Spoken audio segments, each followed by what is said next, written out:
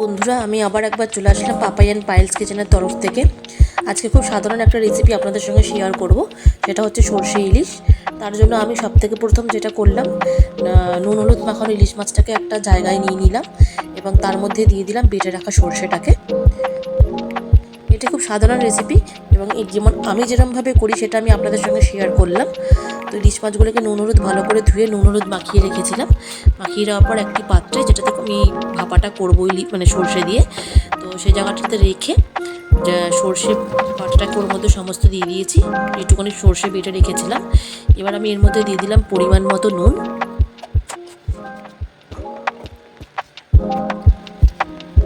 আর দিয়ে দিলাম সামান্য একটু চিনি। চিনিটা হচ্ছে অপশনাল বন্ধু, এটা আপনাদের ইচ্ছা হলে আপনারা এটা দিতেও পারেন, নাও দিতে পারেন। আর তারপর দিয়ে দিলাম পরিমাণ মতো হলুদ।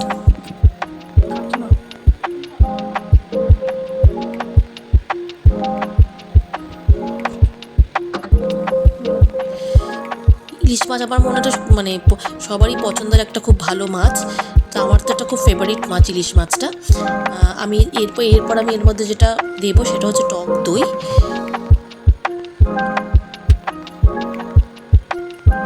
ইলিশের যে কোনো রান্না, ইলিশ মাছের ঝোল হোক, সর্ষে ইলিশ হোক, সর্ষে ভাপা হোক, মানে সর্ষে পোস্ত দিয়ে হোক, এটা আমার কাছে খুব একটা প্রিয় মাছ। মানে যা দেবে সেটা আমার খুব ভালো লাগে। আশা করছি আপনাদেরও সবাই এই মাছটা খুব ভালো লাগে। এবার আমি দিয়ে দিলাম এর মধ্যে কাঁচা সর্ষের তেল। সর্ষের তেলটা একটু বেশি করেই দেবেন, মানে এর মধ্যে যেহেতু আমি জল অ্যাড করবো না, ওই দই, সর্ষের তেল আর যে সর্ষের পেস্টটা, ওটা দিয়ে মাখিয়ে যে গ্রেভিটা হবে সেটাই হচ্ছে এই সর্ষে ইলিশের গ্রেভিটা। তো আমি এর মধ্যে এক্সট্রা কোনো জল অ্যাড করবো না। এবার সর্ষে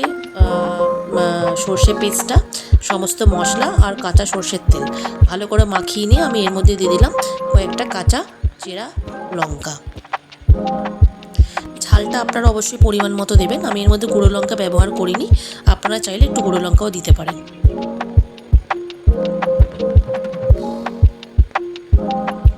তো আমার এটার ম্যারিনেটটা আমার কমপ্লিট হয়ে গেছে। এবার আমি এটাকে ঢেকে নিয়ে একটা পাত্রে মানে সামান্য পরিমাণে গরম জল দিয়ে সেটাকে 30 থেকে 35 মিনিটের জন্য ঢেকে রেখে দেব। 30 মিনিটের জন্য মোটামুটি ছাড়লেই মাছটা আমার পুরোপুরি ভালো বয়েল হয়ে যাবে আর রান্নাটা আমার খুব সুন্দরভাবে হয়ে যাবে। তো 30 মিনিট আমার হয়ে গেছে। তো দেখুন খোলার পর এটার টেক্সচারটা কেমন এসছে, খুবই সুন্দর এসছে। বন্ধুরা, আশা করছি আপনারা সবাই ভালো থাকবেন, আর অবশ্যই আমার রেসিপিটা যদি ভালো লাগে অবশ্যই লাইক, শেয়ার অথবা কমেন্ট করবেন।